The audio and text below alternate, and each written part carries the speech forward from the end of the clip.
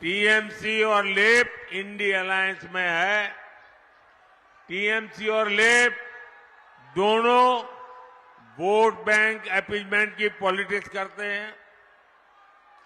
इन दोनों पार्टियों ने पश्चिम बंगाल को करप्ट सिस्टम दिया, तोलाबाजों का सिस्टम दिया और सबसे बड़ी बात, ये दोनों पार्टियां एंटी डेमोक्रेसी है। पंचायत हो, विधानसभा हो, लोकसभा हो, कोई भी इलेक्शन बंगाल में बिना खून खराबे के पूरा नहीं होता। यहां गणतंत्र बचाने के लिए पहरा देना पड़ता है। यहां मानवता की सेवा करने वाले संतों ने अपनी आवाज उठाई तो उनका जीना मुश्किल कर दिया। उनको गालियां देने आने लगी, उन पर हमले होने लगे। ये टीएमसी का टेरर मॉडल है और अब ये देश के सामने एक्सपोज हो रहा है। साथियों, यहां संदेश खाली जैसी शर्मनाक वारदातें आम है, जहां पहले बहनों बेटियों के साथ अत्याचार किया जाता है और फिर शाहजहां शेख जैसे पापियों को बचाने के लिए गंदे खेल खेले जाते हैं। जो टीएमसी सरकार लॉ एंड ऑर्डर जैसा बेसिक काम नहीं कर सकती, उसे सजा देना जरूरी है। टीएमसी की पॉलिटिक्स रक्ता कटो पॉलिटिक्स है। टीएमसी करप्ट इकोसिस्टम को आगे बढ़ाती है। टीएमसी की सारी पॉलिटिक्स वोट बैंक के लिए है। इसका ताजा उदाहरण हमने कुछ दिन पहले ही देखा है। साथियों, टीएमसी ने पहले असंवैधानिक तरीके से 77 मुस्लिम जातियों को ओबीसी घोषित कर दिया था।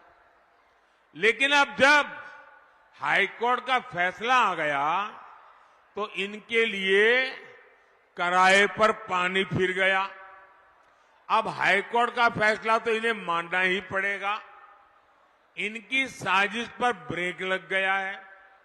लेकिन फिर भी मुसलमानों को खुश करने के लिए टीएमसी सरकार ये कह रही है कि वो हाईकोर्ट का फैसला नहीं मानेगी। साथियों, सीएए को लेकर टीएमसी जिस तरह सफेद झूठ बोल रही है, ये पूरा देश देख रहा है। बंटवारे से पीड़ित हमारे जो साथी दूसरे देशों में रह गए थे, जिन्हें भारत ने भरोसा दिया था कि उन्हें भारत की नागरिकता देंगे, क्या उन्हें हम अत्याचार सहने के लिए ऐसे ही छोड़ दें क्या? मोदी ये नहीं होने दे सकता। इसलिए पूरे दायित्व भाव के साथ सीएए लाया है।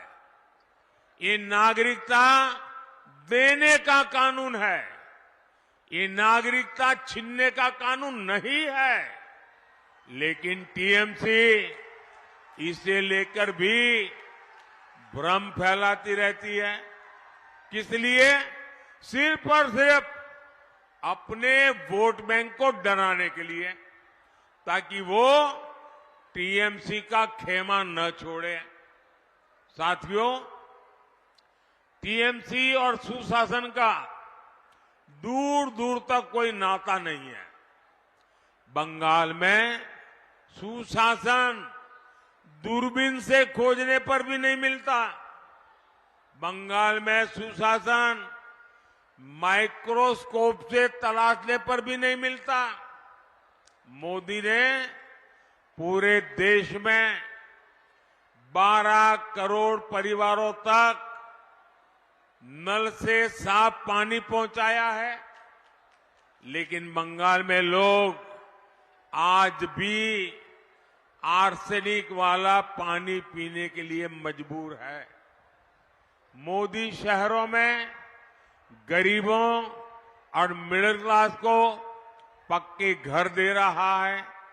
मोदी रेरा कानून लेकर आया ताकि बिल्डरों की मनमानी न चले, लेकिन बंगाल में सरेआम माफिया को जमीनें दी जा रही हैं, नियमों के विरुद्ध कंस्ट्रक्शन हो रहा है।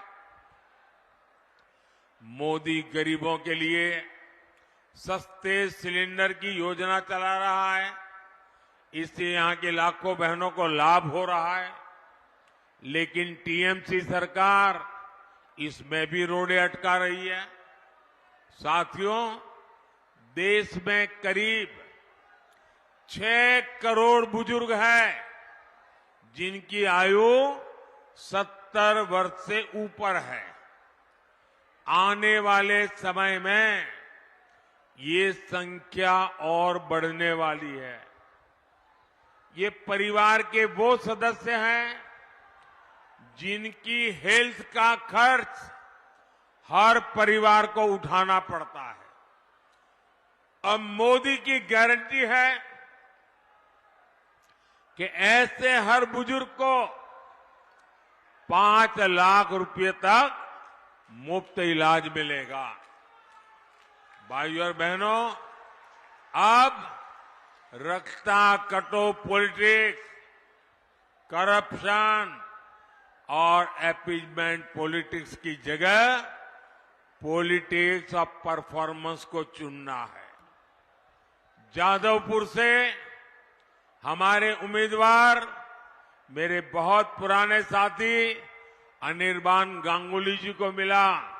हर वोट मोदी के खाते में जाएगा।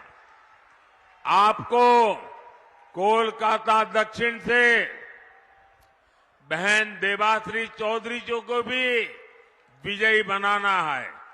देबाश्री जी के साथ मुझे काम करने का सौभाग्य मिला है। मैं इनका समर्पण जानता हूं, मैं इनका सेवा भाव जानता हूं। ऐसे 2 उत्तम उम्मीदवार जो आपकी सेवा के लिए समर्पित, जो देश के उज्जवल भविष्य के लिए समर्पित, ऐसे हमारे उम्मीदवार, उनको दिया हुआ आपका वोट सीधा सीधा मोदी को मजबूत करने वाला है। तो आप ज्यादा से ज्यादा मतदान कराएंगे, गांव-गांव जाएंगे, हर पोलिंग बूथ को जीतेंगे। मेरा एक काम और भी करना है। आप जाएंगे तो आपके मोहल्ले में, आपके इलाके में छोटे मोटे देवस्थान होंगे, परमात्मा की कृपा बनी रहती है। जरा मेरी तरफ से वहां जाके मत्था टेकना।